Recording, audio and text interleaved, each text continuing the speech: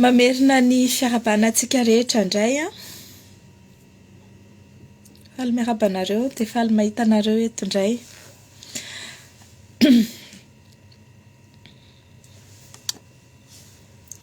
Hiresaka ny toyany Rara Hermady isika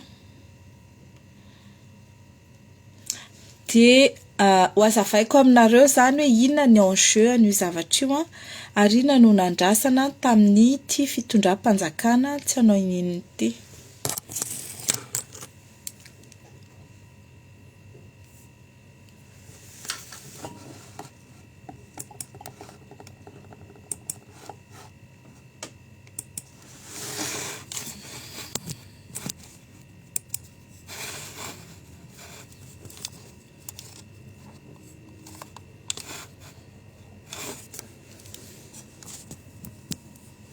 Nitsikitsika be ny telefoniko. Bon, zao zany le izy a. Hitantsika tamin'ny herinandro lasa teo nasiako resaka ty affaire madagroupage ty. Ny ampatsahiviko ho an'izay tsy maharaka tsara ny raharaha sady mba hoe anaovako résumé kely aminareo dia zao zany fandehana. Ny Hermady dia manana conseil d'administration. Io conseil d'administration io dia misy vice-président ary misy président. Ny président ny CA ny Hermady dia DG Knaps. Azonareo le izy? DG Knaps zany no VPCA, no PCA any Hermady. Ny vice-président na VPCA indray dia Rina Rakotomanga. Ireo olona anankiroa ireo no tena mitondra ny Hermady satria ny DG tsy dia tena henontsika loatra hoe na zavatra ataony sy tsy ataony fa ohatra koa manara-panjaitra ihany izay tapaky ny VPCA izay hatramin'izay tsy nahenontsika miexiste zany VPCA zany fa saingy rehefa Rina Rakotomanga moa zany no tao dia izy no tena manao super PDG an'io Hermady io. Misy eo izy malala tanteraka ny momba ny Hermady ary izy ny tena hoe deba ao anatin'le Hermady zany. Amin'ny mahadeba anazy izay dia izy no manome baiko sy mitantana an'io orinasa io amin'ny fieritreretany anazy.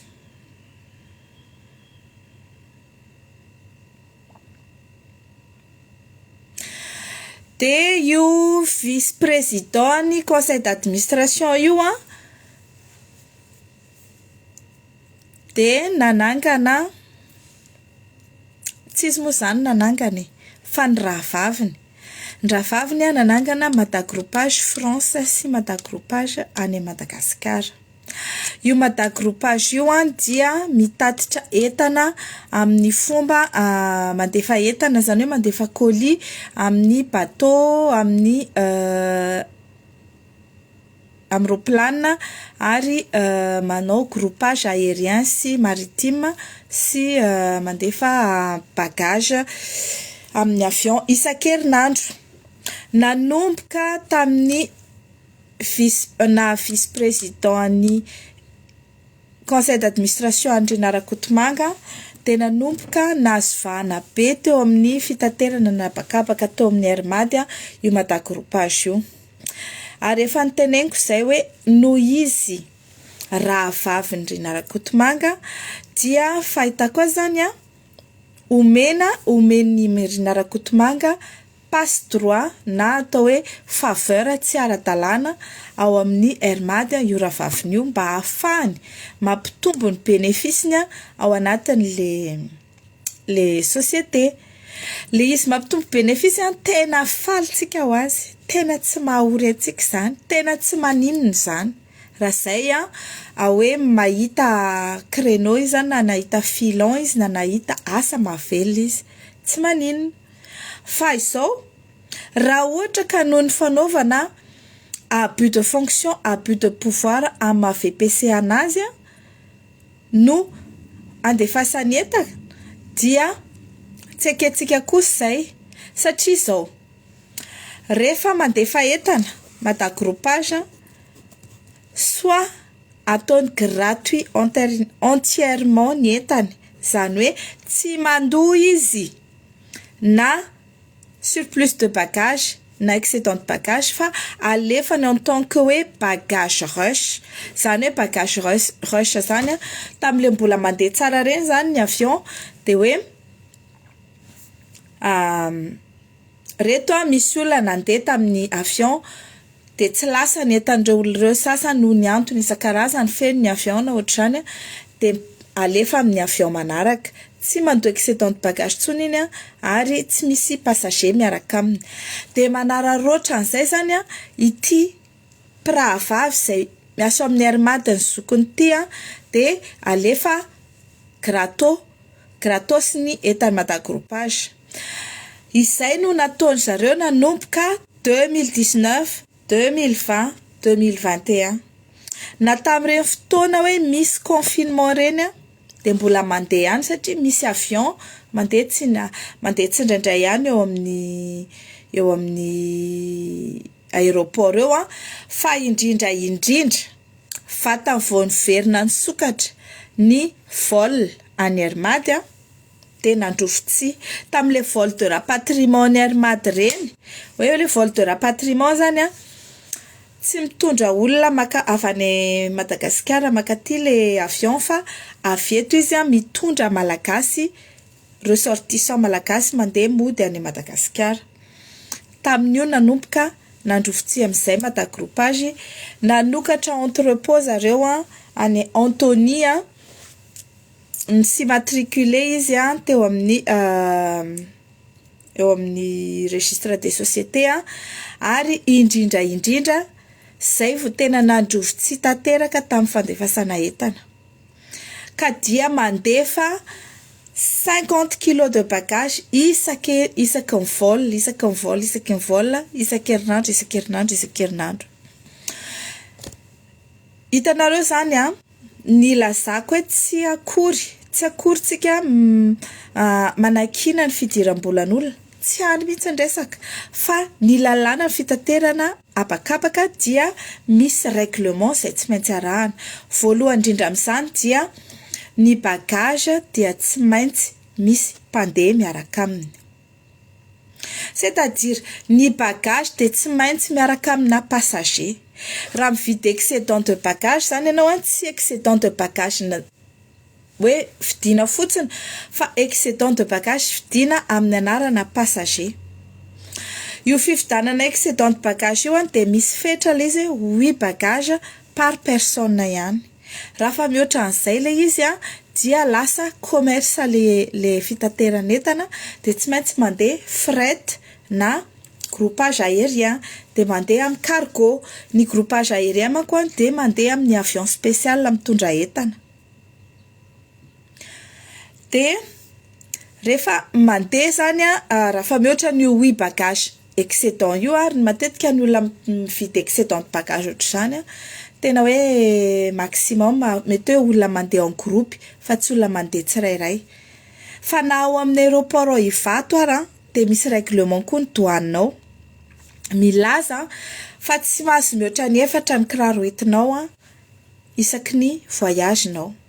raha ohatra zany ianao mitondra valizy 8 bagages zany tokony misy douane manara-maso hoe inona daholo ny anatin'ny entanao sao de tambarotra ary maro de maro ny mpandeha izay no menimenina mikasika an'izany hoe mandefa entana ohatra ny hoe le mividy poana bagage reny zareo mividy poana passager reny izy de rehefa tonga ao ivato amin'izay jerevany douane le entanao anatin'ilay izy feno entana vaovao be dia be angalan'ny douane taxe droits et douane le izy.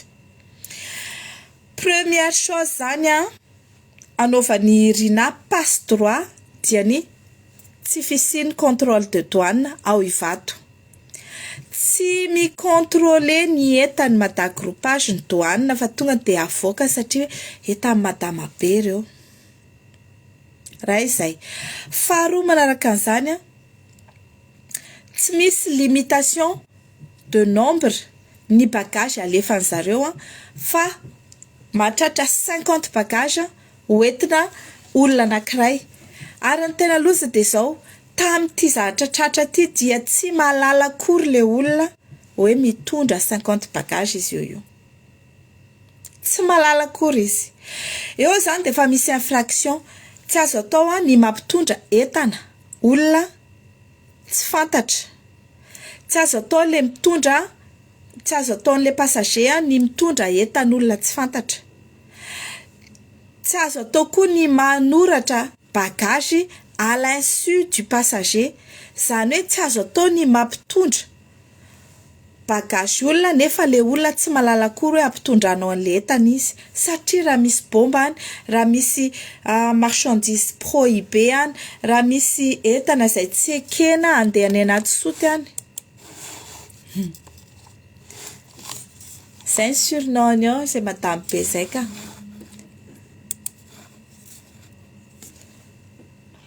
Raha misy entana tokony andeha anaty soty ao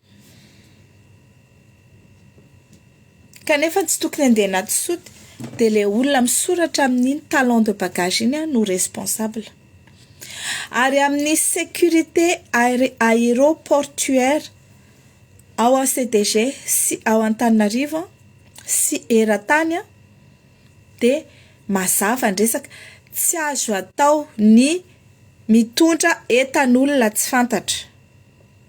Raha ohatra zany mandeha eo amin'ny mandeha eo amin'le scanner m'enregistre entana iny ny entan'le olona dia antanina le olona tompony entana hoe fantatrao ny entanao, anao io, ok, fantatrao daholo ny ao anatiny, ie. Indraindray manko efa sendra an'izany hoe mandeha eo amin'ny mandeha zany ny entanao enregistré dia rehefa avy eo anao ampanatsoina hoe atsoina madama ihany. Ary amin'ny bagage ary dia jereny dia efa misy zavatra tsy normal anaty entanao. Inona? Tamin'izay fotoan'izay raha tsy diso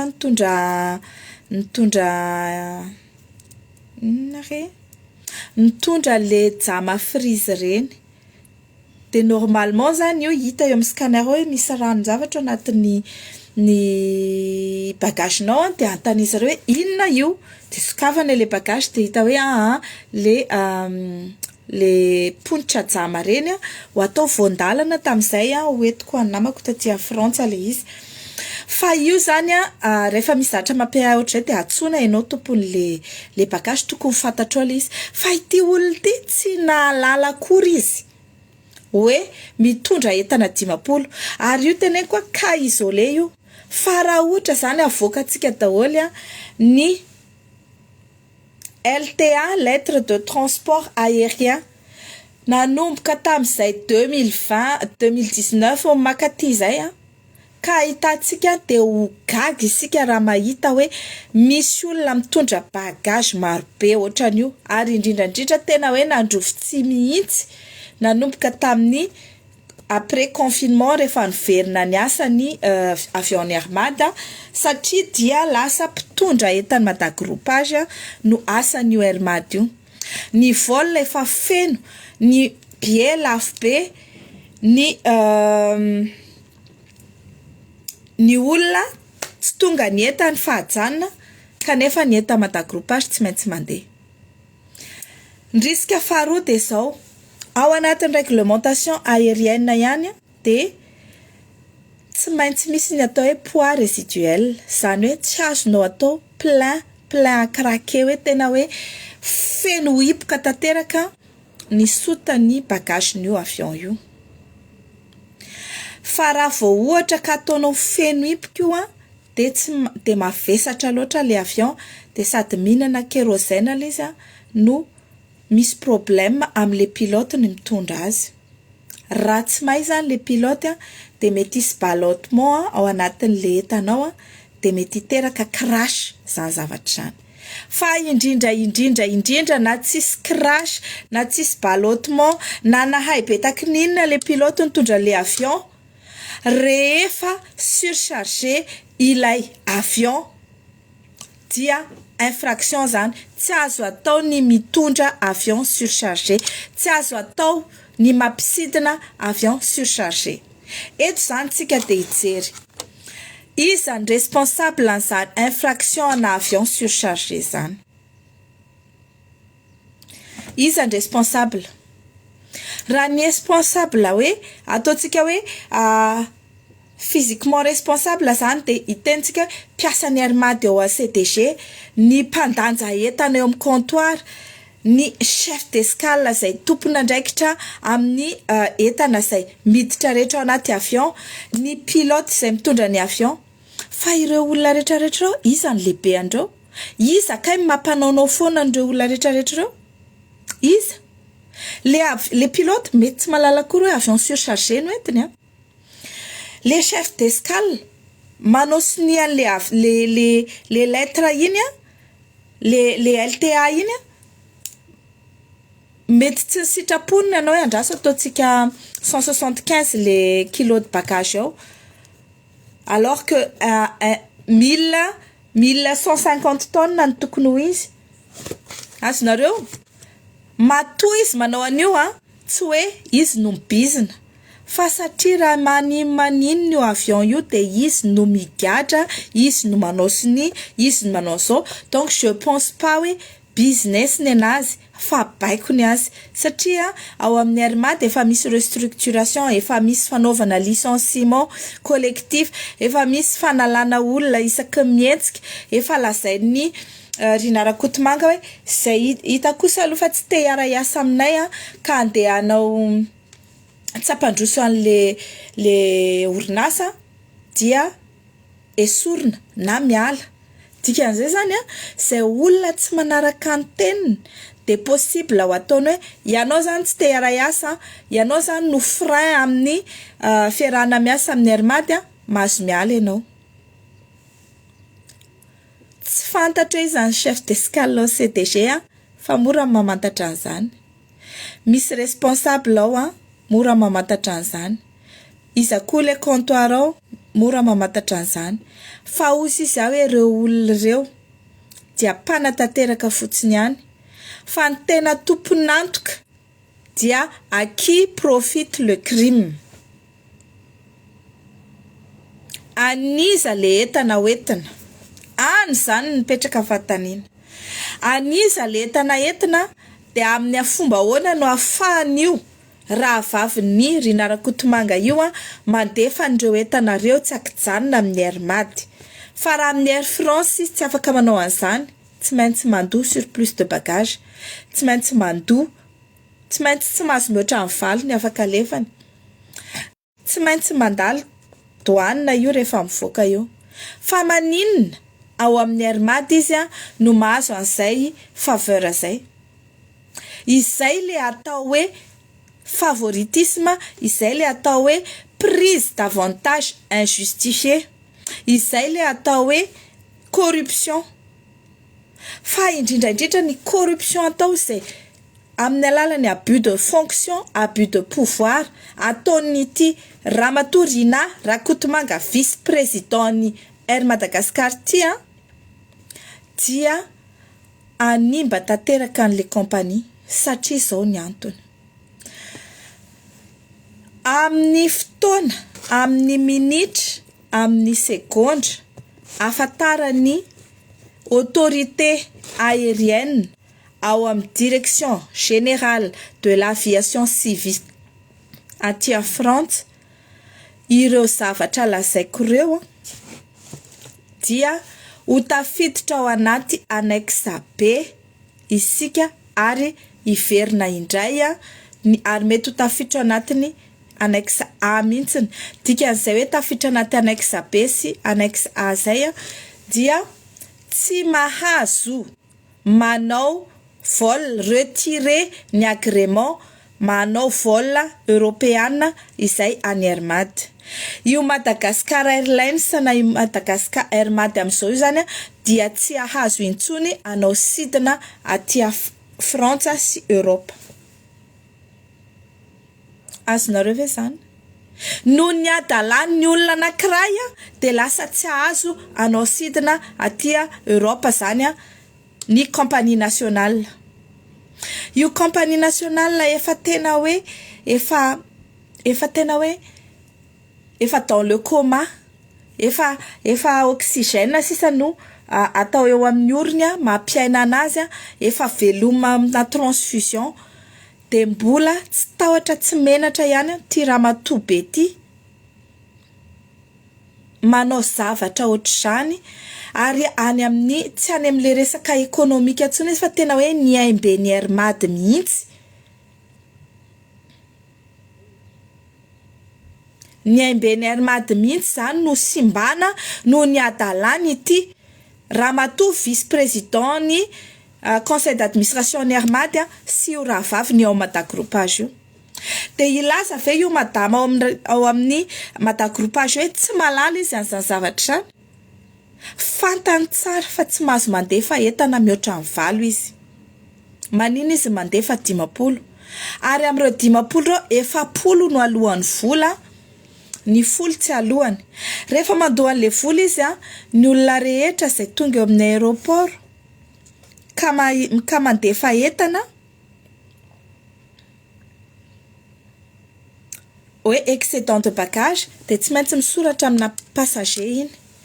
Soit zany le passager efa complice hatramin'ny voalohany de teneny meloa hoe mba ampitondraina entana ianao fa raha vao mihoatra an'le valo entana dia infraction le izy. Raha manao infraction ianao mitondra bagage be dia be ohatran'izany de complice ianao raha manaiky an'izany. Complice ve zany reto olona mitondra reto? Faharoa manaraka an'izay ity olona izay nandefasana entana ity teo amin'ny aéroport teo CDG teo aéroport Charles de Gaulle Roissy zay vao noteneny ny mpiasan'ny Airmad teo hoe misy entana malagasy ho ampitondraina ianao ho soratana amin'ny anaranao valise telo na sacoche telo na 4 maximum. Tsy afaka nandala olona fa matikena maso. Io fatikezana ena maso, io fananana ena maso io ihany. Matikena maso dia nanaiky avy eo 10 ny 70 ny entana novidiny amin'ny anaran'io olona io. Tsy fantatry le olona akory. Infraction koa zany. Infraction nataony madagroupage ny fividanana anarana amin'ny anaran'io olona io nefa nisy tsy malala akory. Ny infraction faharoa tsy 70 ny entana nalefany na de 70 na alohan'ny vola fa 10 ny entana nalefany. Rehefa 10 ny entana nalefany de feno le avion mihoatra be le poids-n'le avion de mibidouillena le isan'le poids-n'le bagage de le bagage 10 raika amin'ny 10 lazaina fa 175 kg. Zany hoe avion surchargé ana 900 kg no nentina nanao vol tamin'io andro io. Izany avion mandeha manao vol surcharge zany dia fandikan-dalàna ary risque goavana be ho an'ny sécurité aéroportuaire. Ny teny izahay fa maninona zany Andry Rajoelina, ministre ny transport, prime ministre tsy mandray fepetra amin'ny Rina Rakotomanga satria matahotra ny vavabeany. Matahotra fa sao de lazaina hoe ianareo kory hava-manana. Matahotra sao de atao hoe fanirisoa no mibaiko anareo avy any amin'ny avy any Frantsa. matahotra zany io fitondrana io de tsy samandray fepetra amin'ny Rina Rakotomanga de aleonareo zany andray fepetra ihany nareo de inona ny fatina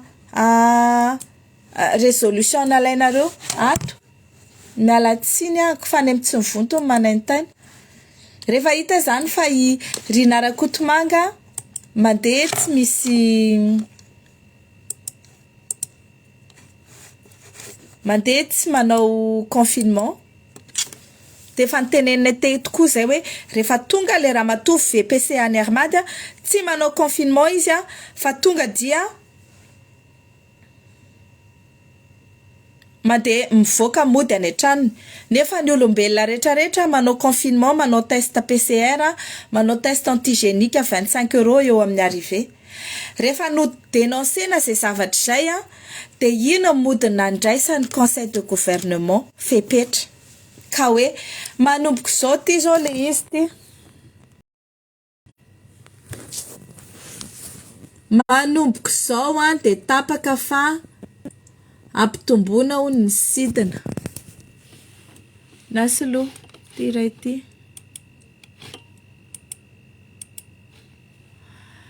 manomboko zao de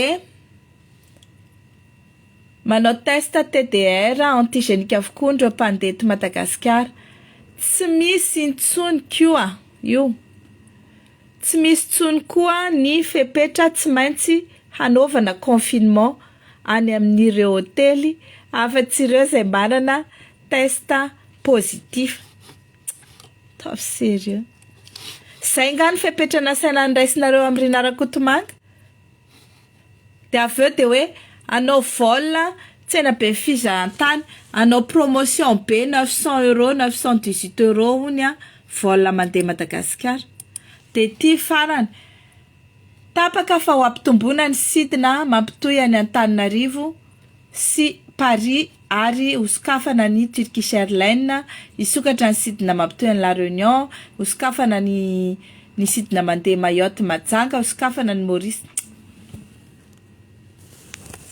zay ve fepetra mba niraisin'ny ty gouvernement ty tao amin'ny conseil de gouvernement mikasika ny Rina Rakotomanga ataovy sérieux eto milaza aminareo fa ny zavatra ny abus de fonction ny abus de pouvoir nataon'ny Rina Rakotomanga tamin'ny fanomezana faveur sy ny fanaovana corruption amin'ireo mpiasan'ny Armady aty Frantsa mba handefasana ny entany madagroupage dia hiteraka retrait de licence any Armady ka tsy anana licence na aviation aty Europa intsony ny Armady de inona ny hitanareo mety de hoe tsy manao confinement any amin'ny hôtel intsony ny olona izay manao test positif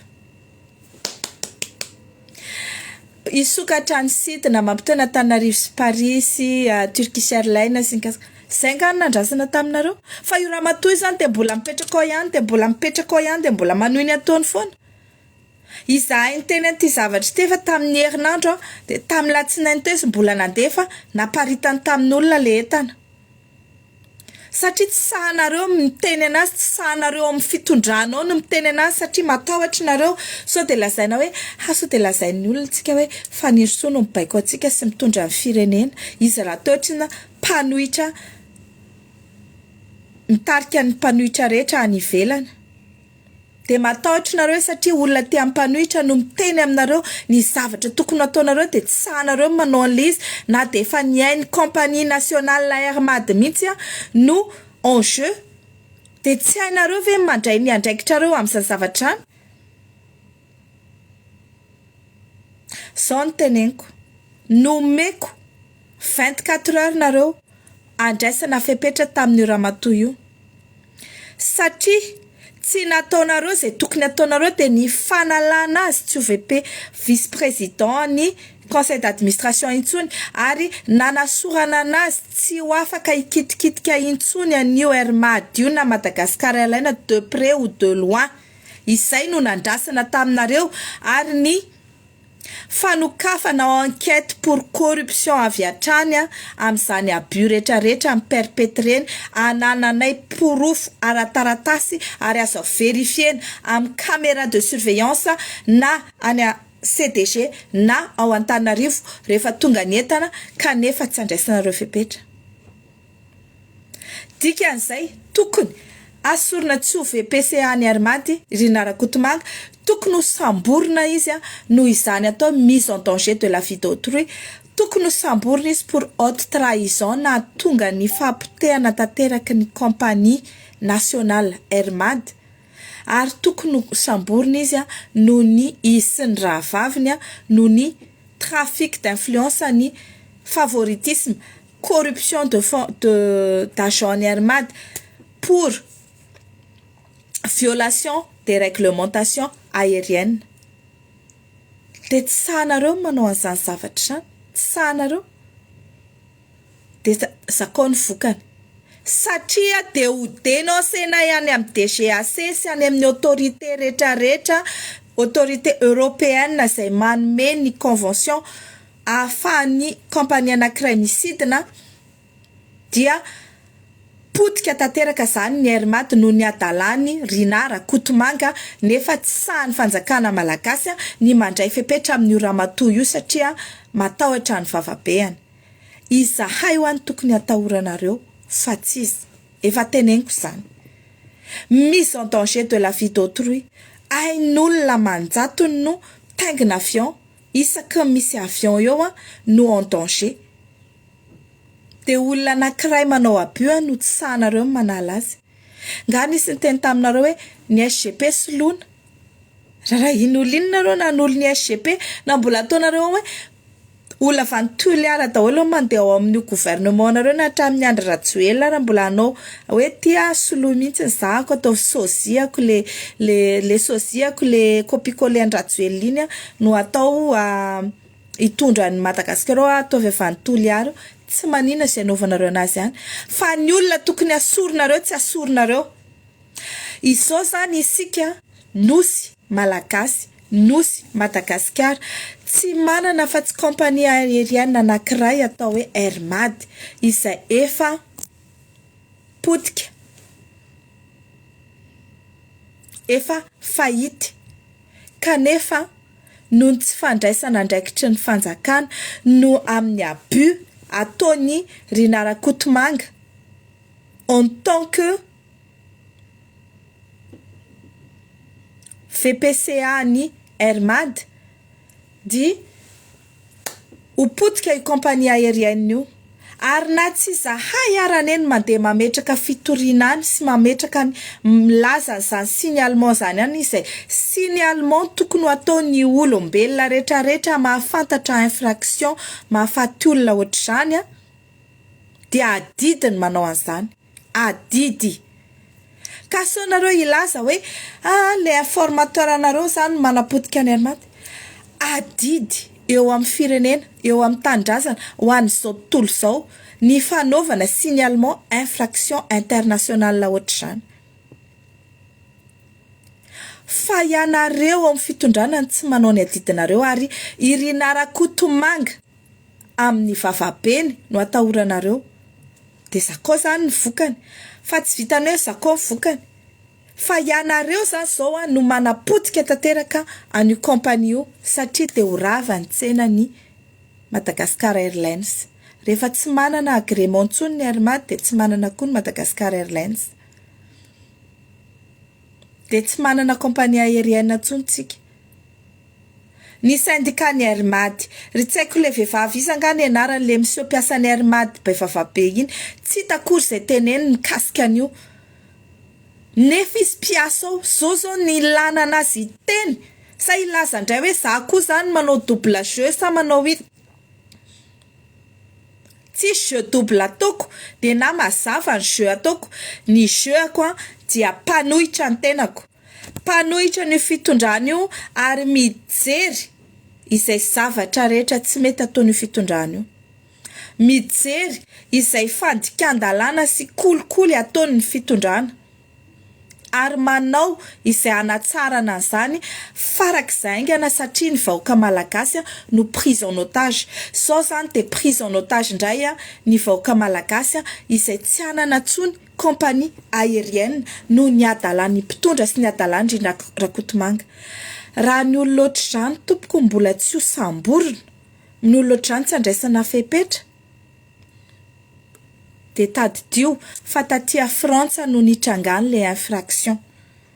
Dikan'izay ny autorité compétente akoatra ny autorité any Madagasikara dia eto Frantsa. Ny infraction zay nitranga de eto Frantsa ary ny aty Frantsa tsy blague aminao amin'io.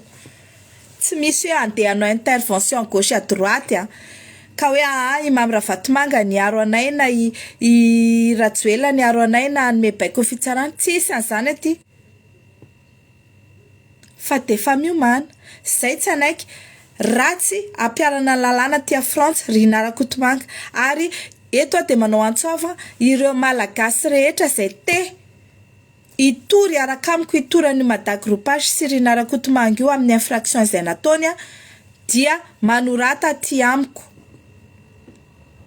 hoe izahay vonina ny tory de hanao collecte de signature fa na olona 120 fotsiny no miaraka amin'ny tory amiko de fa izy zay fa na tsisy afa-tsy zarery de mbola ho ataoko ihany koa io satria sady tsy matahotra no manana proof no tsy matahotra ihany koa ifanjinja amin'ny Rina Rakotomanga. Okizay azava. Faharoa, ity ministre ny transport nilaza izy tamin'izy nanao passation hoe tsisy vola tsony ny ACM, tapitra hozy izy ny vola amin'ny ACM, en faillite au bord de la faillite ny ACM. Ka izy ozy de andray andraikitra satria misy mafia, réseau de mafia mihitsy ozy izy ao anatiny. Mba fantatra moa Andriamatoa ministre fa io Rina Rakotomanga io de ao anatiny le réseau mafia zay lazainao ka maninona tsy andraisanao fepetra. Zany Hermad zany ao ambany fiahiny ministère du transport. Teo manko izy tao anatiny tamin'ny ministra ny transport Zodandry Rina Rakotomanga satria Tinoka Roberto no ministra ny transport de Rina Rakotomanga ny tena mitondra ny ministère io arak'izay itiavany azy.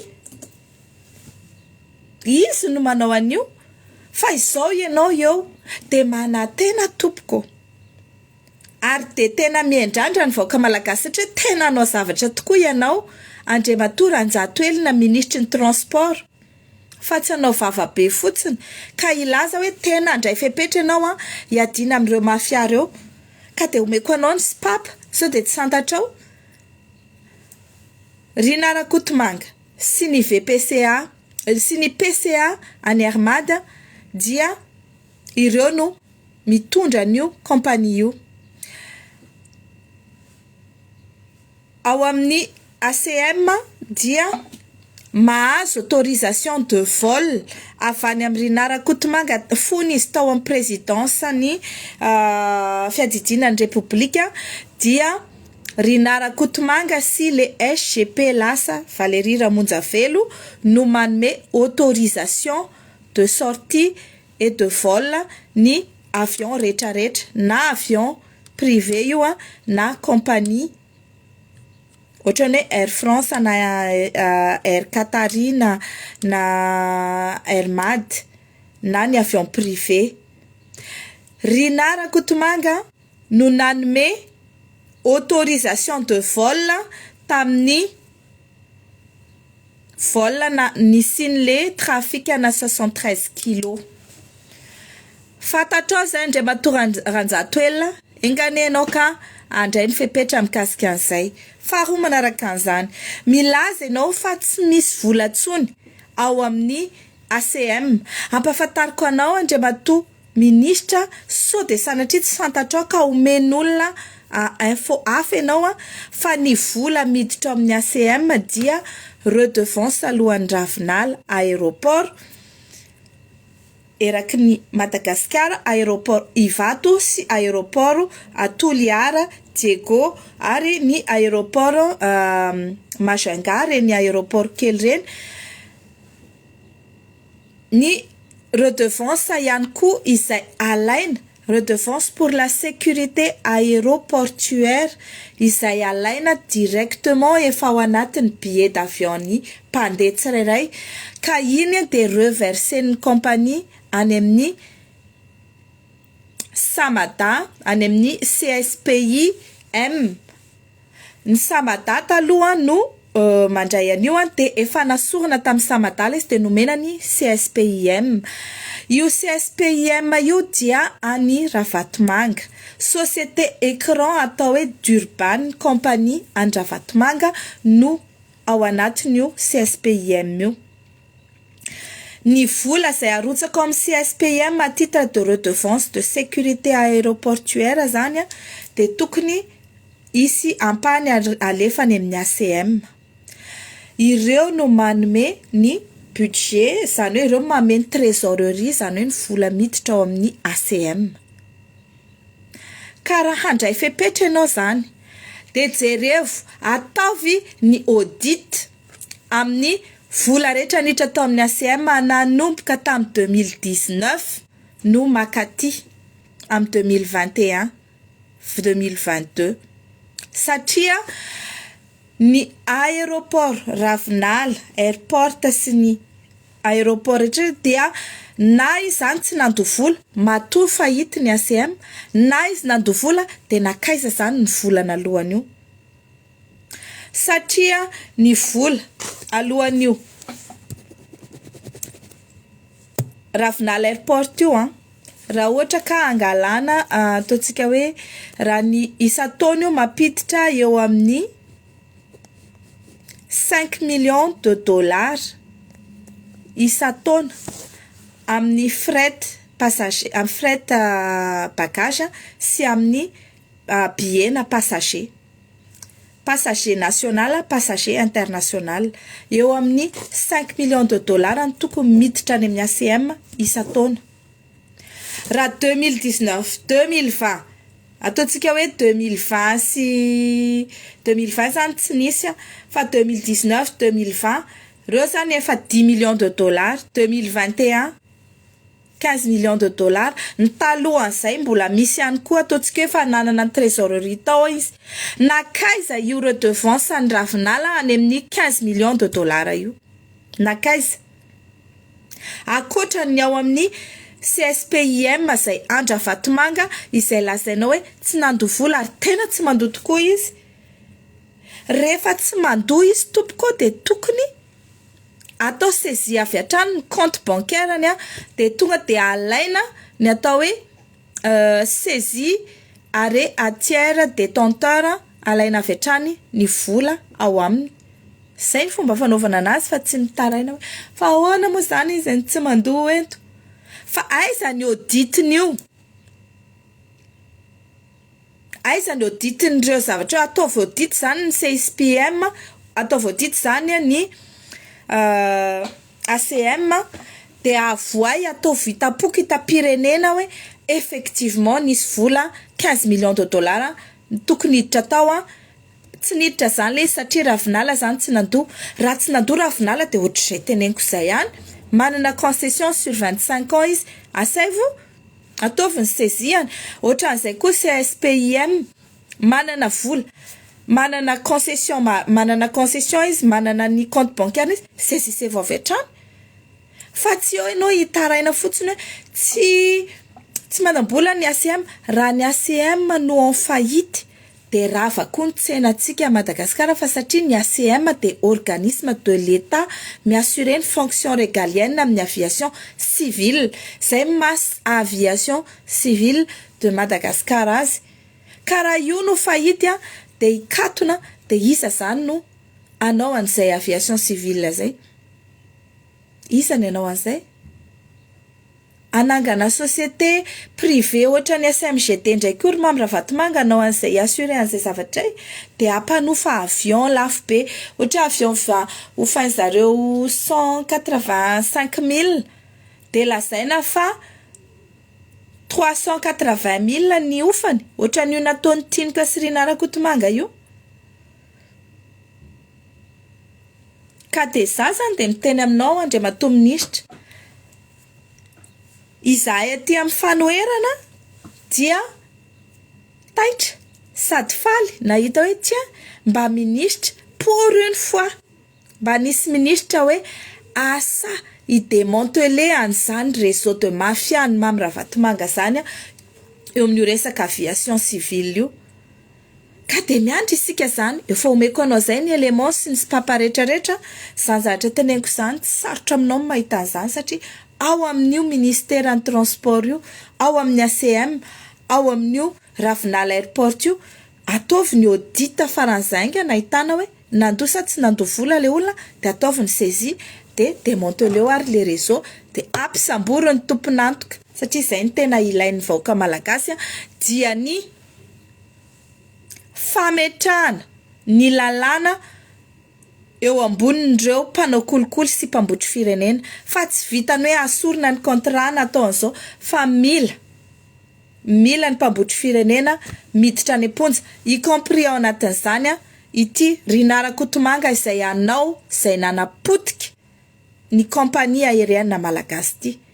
Fa rehefa tsy hanao an'izay ianareo Madagasikara dia aty Frantsa izy no ho ampiarana ny lalàna. Mety tsy zao de zao zany aza taitrinareo malagasy ny lalàna, ny fitsarana somary elaela foana, fa ho hitantsika izy raha sa andeha hiditra aty rehefa mipetraka amin'ny fitoriantsika aty Frantsa aty, ho hitantsika zany. Zay ny mikasika an'iny ka de misaotra anareo hatrany manaraka mbola hiverenako satria tsy maintsy ho marteleko le zavatra manko teknika be mihitsy de so de tsy azontsika tsara le enjeu an'le izy fa de zay zany ny fandehany.